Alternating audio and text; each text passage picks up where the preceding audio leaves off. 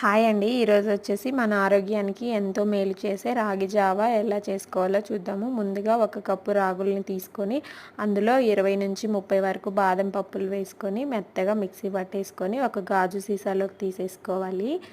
తర్వాత స్టవ్ మీద ఒక 2 గ్లాసులు వాటర్ పెట్టేసి వాటర్ మరిగేలోపు ఒక గ్లాసులో 2 స్పూన్లు రాగి పిండేసి ఇంకొంచెం వాటర్ వేసుకొని పిండిని ఉండలు లేకుండా కలిపేసి పక్కన పెట్టేసుకోవాలి.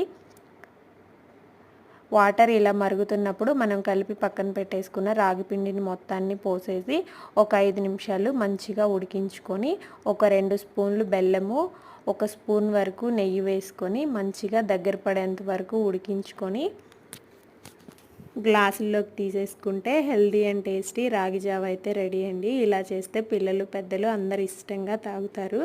Thank you for watching. Bye bye. Next వీడియోలో మళ్ళీ కలుసుకుందాం.